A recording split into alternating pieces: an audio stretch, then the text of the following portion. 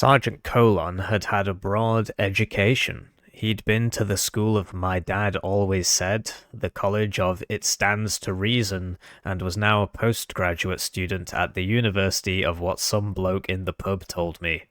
Jingo by Terry Pratchett. So, following the most recent Warno dev diary, a lot of people have reached out to me and asked me for my comments on it because without sounding too far up my own rectum, it kind of seems like it's aimed at me. So let's talk about the UK Suffers Lobby, and I'll give you an update on the UK Suffers Lobby as of April 2024, and I don't have my PhD yet, so I'm still Mr. Hippie. So what are we going to talk about? We're going to talk about our recent successes and the dev diary and where that fits into our recent successes. What has been achieved, and then we're going to talk about why this lobby exists. I'm putting that second because it will address some of the issues that were raised in the dev diary.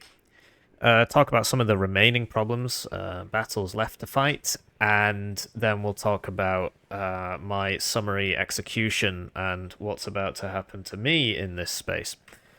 Then some closing remarks if I remember to do it. So, what's been achieved thus far? Oh, never mind. We were going to talk about the dev diary first, weren't we? Oh, I'm just so production quality. So, you may have noticed that I keep showing up in these dev diaries recently. Where is it? So that's me, right? You see, I sponsored a tournament by the name of UK Suffers, and there was another one a bit further back which referenced me a little bit, but this one seems to pertain mostly to the UK Suffers lobby, which I started. I can't do it without you, right? The only reason I have a voice is because you watch my videos. That's literally it. Otherwise, I'm just yet another man screaming into the night, like so many on the official Discord. So, we open here in the dev diary with a sort of funny joke, a bit of a jab here. The British, they sure had it tough. Oh, the suffering, dear Warno community. It was great and unrelenting for all of us. And then they continue to, it's still funny. It's still funny. I mean, I do have an issue with this. Am I a vocal minority? I'm the second biggest Warno YouTuber since the summary execution of Saucy. We'll get on to Eugene's talent retention problem later. And, it's not a vocal minority, right? If it's the second biggest YouTube Warno community after Vulcan HD Gaming. Although T-Man players get similar views to me, and he's basically apolitical. But yeah, let's talk about the successes, right? Let's talk about the good things. So for starters, the Warriors got this problem where basically every single homosexual in the game recently had an AP increase of 1. And so 17 AP is enough to destroy any 3 front armor vehicle, right? So the Warriors got 3 front armor, which it means that the Warrior's not doing so well, and the price keeps going up. If you recall, it was 30 points at one point, and now it's 40, but, we're used to that, aren't we? So this is a new Warrior variant, which is great, and it's got +1 armor, which means that it will survive a faggot, as we've spoken about, and it will survive a Metis, right, 17. And it will survive, I believe the Malyutka's 16, isn't it? No, Malyutka P is now also 17. Okay, so that's another brain-dead decision. But thankfully there are still normal Malyutkas. So yeah, we're just seeing this prevalence of everything going up in AP by 1, which makes most 3 front armor vehicles useless. This isn't a problem exclusive to the UK. You'll see that this also has 3 front armor, right? And so that's a thing. I think the TOW 1 is still 16. Yeah, it is, yeah. As is the base thingy. And then, the ITO's 20, right? So this will help you survive metis. I mean, it really depends how much it costs. It might just not be worth it. It's all down to the cost, right? And as we see, it's on the arm rifle squad. So the arm rifle squad is basically the most expensive 45-point squad in the game. We'll touch on this later. So simple comparison: arm rifles 45 versus fire team law. So the fire team law gets one less man. Everything else is basically the same, right? They get a slightly different class of MG, but those are basically the same. One less man, and they're 15 points less. Another point of comparison are the chasseurs. So these guys get one more man and a much better rocket launcher, much better. It's all about the range, basically, and the accuracy and the pen and the number of rounds carried. Slightly worse MG, let's face it, because they get one instead of two. But yeah, one more man, 5 less points, much better rocket launcher. So it's coming in a squad that still costs too much, but it's good news. New stuff is cool. And then we've got the Saracens and the Saladins. So this is really interesting that they're starting to bring in some of the older UK stuff, which means that maybe we will get a Spag, because there was like the Falcon and things like that in the self-propelled aircraft gun category. So I'm really looking forward to using these, right? So the Saracens and the Saladins, they look pretty cool. So yeah, the Saracen is the wheeled one, as is the Saladin. But yeah, the Saladin's got the gun, whereas the Saracens just got machine guns. So yeah, the Saracen's basically transport. We'll see if it's useful. I mean, it completely depends on the cost. At the end of the day, if you can't sell it, it might just be useless, right? If it's going to cost the same as a Saxon, if it's going to be 20 points and you can get a truck that you can sell for 20 points, then what's the point? But yeah, the Saladin's going to be pretty interesting. So this will basically be like the Scorpion, as it points out. So, but it says that the gun is actually worse than the gun on the Scorpion. So if you look at the Scorpion costs 40 points. I mean, it might just be a case of obviously the Scorpion's only on first UK, but if you've got the Fox and you've got the Scorpion and you've got the Scimitar, it might be a case of just not being a particularly useful unit, not really having a place in the game. It all depends on how much they make it cost, right? If it's 30 points, it would be useful, but they might just make it uselessly expensive, right? So we have to wait and see. And then yeah, so one of the main complaints about lack of UK capabilities in the game is that so the UK doesn't get an ATGM plane. Okay, fine. ATGM planes and LGBTs fulfill a pretty similar role in game. They are targeting tanks. I mean, the LGBT is way better because it can also target infantry, and they tend to reload faster and they can shoot from further away. So the fact that Britain's missing LGBTs when we were one of the first adopters in the world, right? I mean, in the Falklands they were using them on Harriers. In the Gulf War they were using them on Tornadoes. But it's interesting to get the Buccaneer, which they also used in the Gulf War. So that's cool. It's interesting that it's it's going to be they're basically going to sell it to you separately. I mean, it's a company, right? They want to make money. So that's I don't mind that they want to make money, but it is interesting. The way they're pitching this to you is basically like, shut up, here's your unit. You have to buy it, by the way. But it's nice to see. I mean, it looks nice, doesn't it? This is some marketing thing. It's not really relevant. And then we've got this at the end, which is like a lot of people flame Eugene for their just terrible PR. I think this is a really good example of that. Actually, I sort of think the whole dev diary is. So, if I can just read this out. That's all for this dev blog. Keep the Discord civil, Commander, and before spamming or instigating flame wars or other nefarious campaigns, yes, we are working hard on Warno, and no, we don't have a release day for the full launch out of early access. And don't get us started on what about X Unit's mustache, or is X is under, over, backward performing, or Warno should be a cozy dystopian hack and slash anime. All will be revealed in due course, Commander. And no, we won't stop with our Napoleon historical tidbits. They are a well-cherished Eugene tradition. Right, so you know, like this part makes sense. Um, this, like, why would you write it like that? The whole thing just kind of reads like a rant in a way. Um, there are two ways they could have pitched this whole dev diary. I mean, I would encourage you to read it for yourself. All of the actual talking about the stuff part makes sense, right? And the marketing thing, that all makes sense. But it's just the way that they open it and close it. So, you know, so this is pretty funny, right? But then they keep doing it, and yeah, and then at the end they're just like, please stop bothering me. Please stop bothering me.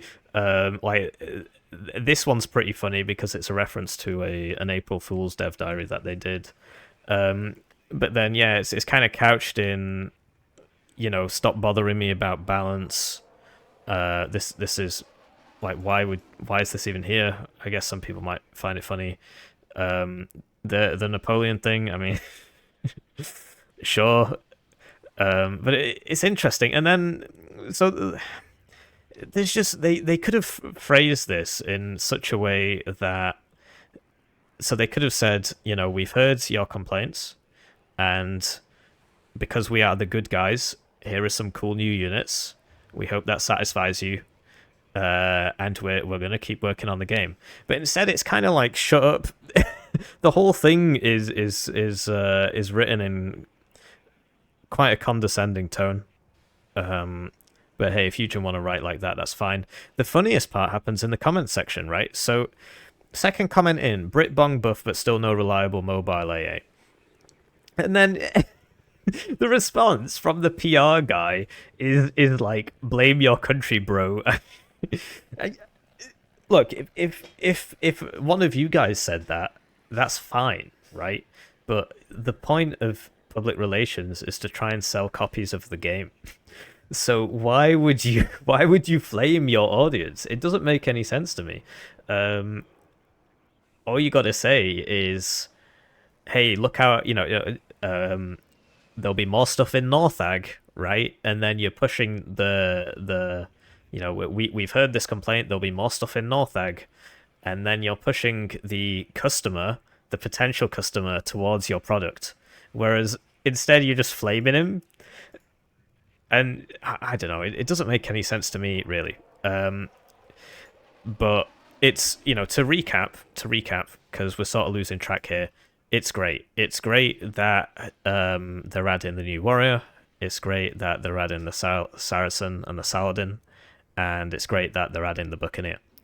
There are also a few other things which have been added recently, right? So the Air Mobile Pioneers, they were added recently. So this is a differentiation between standard Air Mobile, because they get a worse rocket launcher, but they get more MGs, so that's really interesting.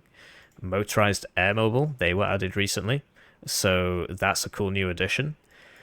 Lynx rockets were added recently, so that's a cool addition. That fills a key capability gap in the UK roster, where they just don't really have any attack helos, because the Lynx 3 isn't in the game, even though the Ka-50 is. But that's cool. They added this, which, like, once again, it's like a case of Eugene gives with one hand and Darix takes with the other, because this is too expensive. This is more expensive than the Lynx Hellarm, which gets a free rank of vet, and it's literally exactly the same. It's exactly the same, but it costs 5 points more. So, you know, it's just a case of Eugene sort of shooting themselves in the foot a bit. And I think that's where a lot of the dev frustration comes from, where, you know, they don't seem to understand the issue, which is why I've made the video. So they're saying, you know, why are you complaining so much? Please stop complaining. Here's some new stuff. The new stuff is great. It's great to see the new stuff. But that's only part of the problem. The other part is the cost of the new stuff, which brings us to the Lynx FITO, which, if you're using this, you're a silly Billy, because it costs 120 points. You can get a Cobra. Oh, they've gone up, actually. You can get a Cobra for 10 points more, right? And it's a lot better. It really is. It's more survivable, and and yeah, it's also got guns on it. So yeah, this is too expensive, and the availability is very low. And they also added the M270, which is great, and this costs as much as the other one. So they've still got this weird bug where like the cluster one says it does the same amount of HE as the regular one, but actually the regular one does more HE, but it's just written on the stat card wrong. The stat cards do lie. So this is another cool addition. I must be forgetting some things. So much has changed. Oh yeah, the Stolly. The Stolly was added, so that it's quite expensive. I think it's too expensive. Coming back to the central issue, right? The Brit Tax. I mean, we'll talk about that later. So it's a cool new unit. It's great to see this new unit, but once again, it costs too much to use. And the Rover, this thing, and the supply variant, which is a stat clone of the Unimog supply, the West German one. I will just give you a second to look at the stats. You'll see every single thing is the same, except the price, which is 5 points more. So yeah, it's great to see these new units. It's great to see the UK get more dev time. I must be missing something. No, I think that is everything. Yeah, so lots of cool new stuff. So it's great to see. It's great to see, and we're talking about successes, right? So there have been lots of successes, and I'd like you to take a second to pat yourself on the back. You've done a great job. Like I said, I know they're trying to dismiss this as it's just me, right? But if 1,500 people are watching me every single day, then it's more than just me. It's 1,499 other people as well. So it's all thanks to you. And if we talk about some of the other things that have happened, if you recall when Second UK and First UK launched, and if you've joined Warno in the last year, you won't remember this, but when they launched, they were honestly dreadful. They were absolutely absurdly terrible. It's difficult to contemplate just how bad they were. But so like most of their units didn't have smoke. So like this didn't have smoke. The Saxons didn't have smoke. I don't think the Warriors had smoke, and everything was like stupidly expensive. So we've come a long way, and the UK divisions are still terrible, but they're less terrible than they were. And yeah, the Puma, the thing we've never got to forget is that the Puma HC1 supply no longer uses fuel. So this is a supply vehicle, so it shouldn't use fuel, right? And when it was first added to the game, it used fuel. So our biggest conquest, our biggest achievement in the last 2.5 years that I've been doing this has been the Puma HC1 supply no longer uses fuel. So I'd like you to take a second to pat yourself on the back, a round of applause. You've done a great job. So let's talk about the lobby and why it exists, right? Maybe I should have put this first, but essentially there are two main problems with the UK in this game, and one of them was that it was just sort of empty. For want of a better word, like we've spoken about all the new things which have been added before these things were added, and the things that came before them were added. The UK divisions really were like an afterthought. And if you go back and you look at Wargame Red Dragon, this is a new unit as well. The Zibi that didn't used to be there, although it's replacing the Green Archer. It's replacing the Green Archer. Where is it? It's a recon tab, yeah. But yeah, this didn't used to be there, so that's cool. When First UK launched, there were no forward deployed in this division. The Terrier Paras weren't in. they didn't exist. So yeah, no, the Para Milan didn't exist. Terrier Paras, Carl Gustav, none of that was in the game. So that's another great achievement. And yeah, so. And neither did the FOB, and the Warrior CV, that wasn't in either. So, basically, problem one has essentially been solved. I see it as fixed. There are still weaknesses in the divisions, but you've got to have weaknesses in your divisions, otherwise it's just boring if you get divisions that can do everything. So, for example, the weakness in First UK Armoured right now is that all its units cost too much. But in terms of the raw capabilities, a lot of capabilities are there. So, oh yeah, and it's worth noting that Eugene have publicly said that the first DLC is going to be based around the British sector, Northax, so presumably there will be more British stuff there. So I see that problem as resolved. The second one was there's a Brit tax on all the units, so I've already covered a few of them, but certainly when the British units were launched, they all cost way too much, and we still see that now. And this is where the frustration comes from. So if we go back to the dev diary, there's you have to try and see it from Eugene's perspective. They make all this cool stuff, they put it in the game, and then they're like, why are you still complaining? Well, we're still complaining because we can't really afford any of it. So if we go to some of the remaining problems, and we'll start with this section down here, the Brit tax on the following units. We covered the arm rifles, so just to reiterate, if we go to arm rifles here and compare them to Fireteam Law, right? 15 points less for one less man. Chasseurs, 5 points less for one more man and a much better rocket launcher. And one comparison I haven't made yet is Mott Schutzen. So for the exact same price, the Mott Schutzen, they get the Resolute tag. That's that little flag in the top left near the price. That means that they basically get a free rank of veterancy with the suppression. So they just take way less suppression. All of their small arms are better, because in this game, if you have 7.62, well, okay, their machine guns are better. If you have 7.62, it's just a straight upgrade from 5.56 in this game. Whether or not that's accurate is up to you. Of course, most militaries went away from 7.62, and now it's sort of coming back because of the prevalence of body armor, but in this time frame there was no body armor, so you can make arguments either way, really. But in this game, the way it's abstracted, if it's 7.62, it's better. So their machine guns are better, they're resolute, and their rocket launcher is better. Carries more rounds, higher accuracy, higher pen, less fire rate. And the particularly egregious thing about it is that also their availability is way better. So if you look at Mott Schutzen, they get 10 availability, which means that you can get 7 at 1 vet, which means they're also getting an additional free rank of veterancy. So they get 2 free ranks of veterancy over the British ones, well, okay, maybe it's not that bad because it's 10 versus 9. But it's something to consider. Certainly a piece of the puzzle. Link's FITO, we spoke about this. The FITO is too expensive for what it does. There was a lot of, in the dev diaries, and this comes back again to Eugene are looking at this and they're saying, why are you complaining? This doesn't make any sense. We put all this work into this and you're still complaining. Why is that? It's because nobody can use this.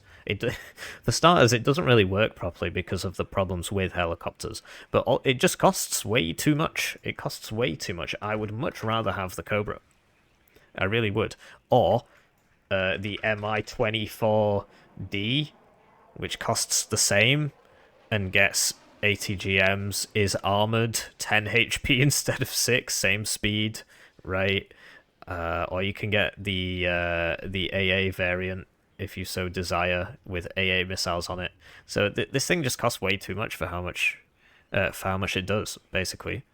So this thing basically 3-shots a tank with 3 top armor, from what I understand. Which, given its survivability, it's really just not very useful. SAS, a reversion. Yeah, so when SAS were first added, they were 100 points, and everybody was like, this is stupid, why do they cost so much? And now they're 100 points again. So it's a bit silly, right? Because if you compare them to... So this is 8 men, right? And they've got AT-4s, submachine guns, and Stingers. It's a good squad, but I could just get a Stinger for 40 and Green Berets for 60, right? It's 8 men, it's got a Stinger, it's got AT-4s, it's got machine guns, right? And it's 2 squads, which means it's harder to kill because it's 2 squads instead of 1. And it's exactly the same price. So there's absolutely no cost saving from having this. It's just like one big placebo effect. It costs way too much, basically. Rapiers, yeah, so all of the rapiers are just ludicrously overpriced. So if we go into this, so the tracked rapiers are 110 points. It's got 1 armor. The smoke on it still doesn't work, despite it having like like loads and loads and loads of smoke launchers on this. They really seem to like their smoke. So that's overpriced. The Rapier FSA, this thing is just useless. The base one, it's terrible. It's basically this but untracked, and yeah, it's really bad. It's really, really, really bad. And then you've got the Rapier FSB1, formerly the Rapier FSA. They just changed all the names. And this thing for 110 points is just it's hard to put into words. So if we just go to the Rapier, yeah. So the iHawk, right, has 9 HE. It also has almost 2 kilometers more range, and 852 suppression. So if this thing hits you, you're going home, and if it crits, it's going to one-shot you. You might say the accuracy is lower on the iHawk. It's not, because there is range scaling in the game now. So if you're 3,875 meters away from the iHawk, the accuracy is going to be pretty similar, if not better, because the base accuracy is for the maximum range. And yeah, because of the Rapier's range, the fire rate doesn't really matter. It's going to get the same number of missiles off. Actually, it's probably going to get fewer missiles off than the iHawk. It's probably going to get 1 off instead of 2. So it's just stupidly overpriced, basically. And you can compare it to like the Cub as well, which is a similar case study, except the Cub's self-propelled. So that's a big problem. All the Rapiers are overpriced. The Stolly we spoke about. This thing is just too expensive. I don't understand why it costs so much. Because it's 45 points, right? Whereas the Bedford, which is correctly priced, is 35 for 250 less supply. So you don't have to be a grand mathematician to work out which one's better. So the Stolly is just overpriced. Rover supply we already spoke about, but just to very quickly recap, it is a stat clone of the Unimog, except it's 5 points more. And then the Warrior CV, this is an interesting one because nobody really brings this, but it's worth mentioning, which is that... So for the exact same price, right, the Warrior gets a worse autocannon, because it's got the 1 less pen, and it doesn't get a TOW 2. And it's got less rear armor, which is neither here nor there, really. So I'm not sure why these are the same price. To be honest, CV pricing in general just does not seem to have any coherent thought behind it at all. So that's a minor issue because it's part of a bigger issue, which, you know, is a general game issue and not a UK issue. And yeah, the Tornado ASF's really, really, really expensive now. And it used to be expensive, then it got a bit cheaper, and then they made it just as expensive again. So this is what we're talking about with reversions. So in a general battle, I would vastly prefer the MiG-29. I really would. Its missiles are longer range, its missiles are higher accuracy across the board, right? And it carries 2 fewer missiles. The MiG's got slightly less ECM, 10% less ECM. It's 40 points cheaper. The missiles are better, right? It doesn't make any sense. It just does not make any sense why the Tornado is so expensive and the MiG is so cheap. And this is just true across the board. Basically, this thing costs way too much. So yeah, those are the Brit Tax problems. And then, oh yeah, the Challengers, I guess that should be in the Brit Tax thing. You know, you compare the Challenger Mark III to the T80BV. This is a popular case study because the T80BV is pretty OP, basically. The Challenger costs more, and it's just worse. The stat card's a bit misleading because you see 1 more armor, 1 more pen, and you think, wow, incredible. But the real killer for heavy tanks is the fire rate. And the T80BV fires 10 rounds a minute auto-loaded, which means it doesn't go down as the cohesion goes down. Whereas the Challenger starts at 8, and it's only ever going to go down. So in a 1v1 between these tanks, every single time the T80BV wins. Every single time, without fail.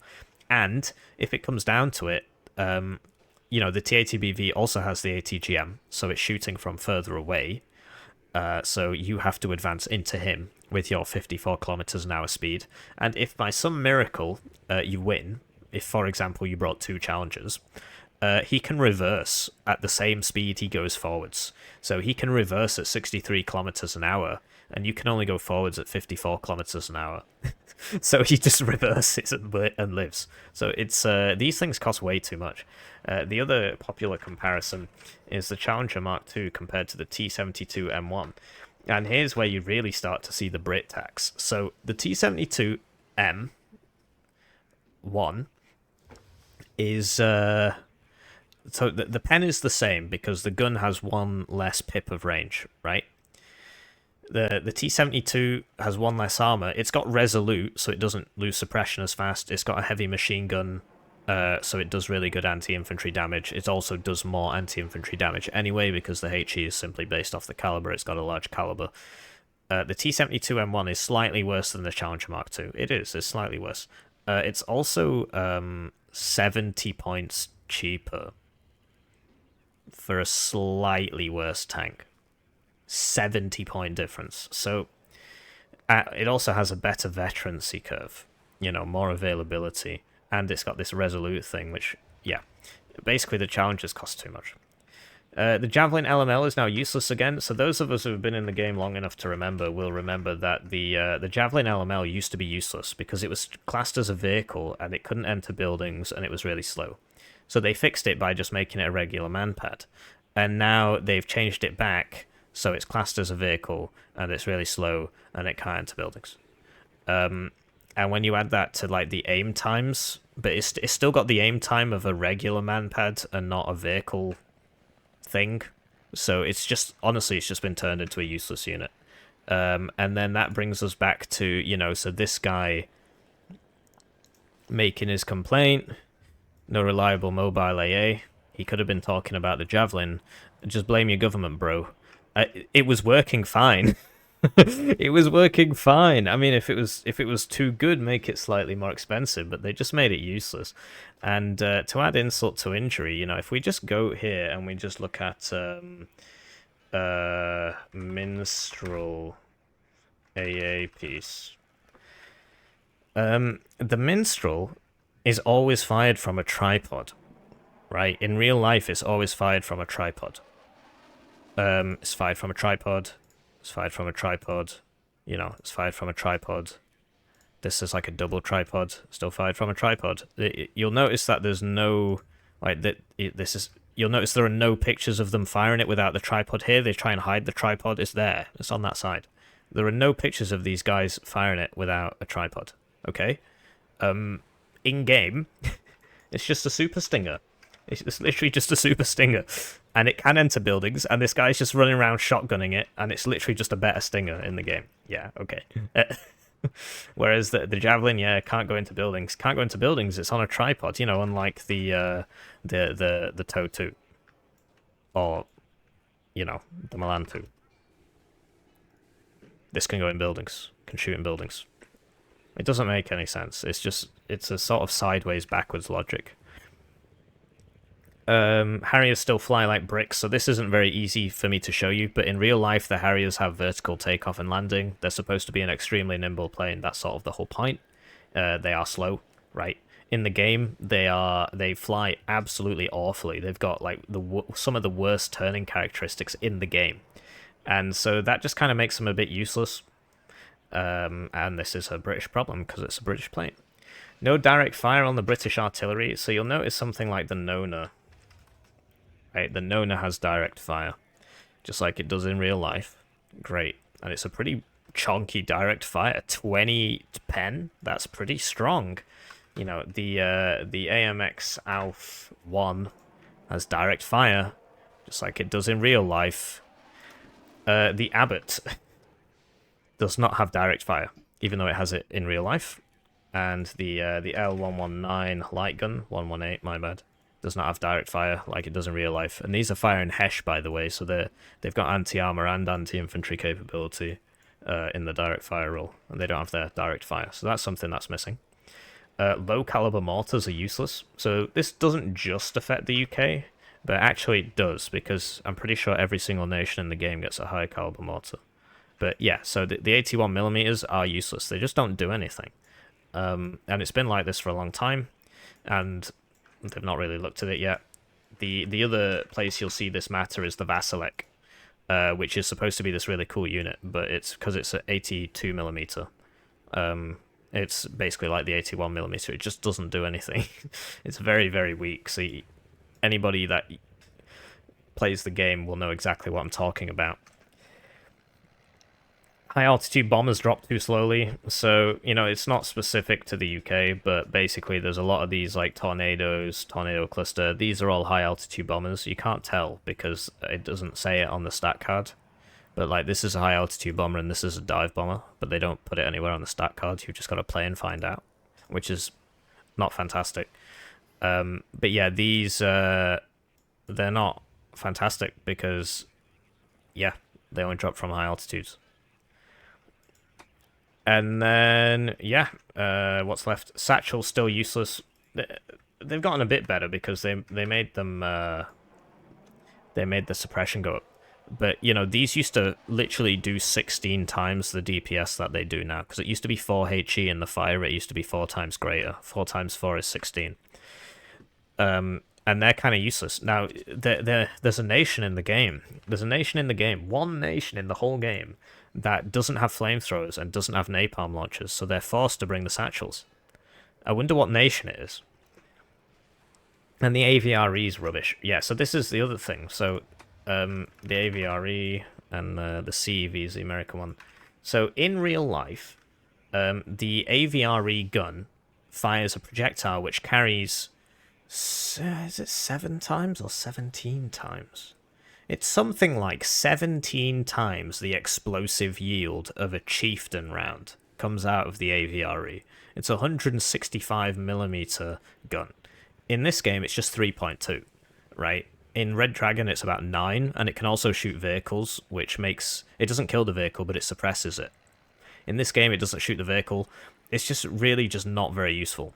It's really, really bad. So that is a problem that is remaining. Oh, yeah. So to recap, lots of good things have happened, but hopefully Eugene can understand that there's still some things on the list, and there are 2 problems, right? One of the problems has been fixed, as far as I'm concerned. That one of the problems is being addressed, and that's fantastic to see. It's great to see the developers reply and get back to us on that. But one of the other problems seems to be getting worse, which is that all the British stuff, the prices are just massively inflated. It just doesn't make any sense. Anyway, so... yeah, basically, it hasn't escaped my my attention that Eugene seems to have something of a talent retention problem when it comes to its YouTubers. So, we've got Vulcan HD Gaming on the top left here. He's still going. He's doing fine. Saucy was the second largest Warno YouTuber after Vulcan HD Gaming, and he's been assassinated.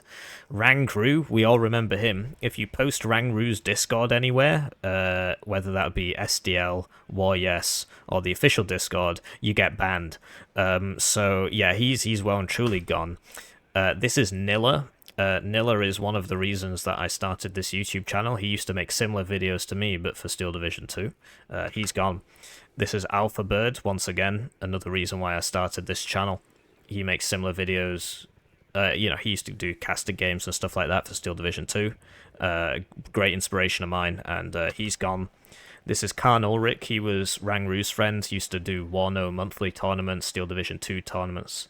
But mainly Wargame Red Dragon stuff and Steel Division 2 stuff. Not that much Warno stuff. He's gone. Karma used to be the best player in the game. Every single tournament he entered, he won. And he was a really nice guy. He used to make loads of videos. He's gone.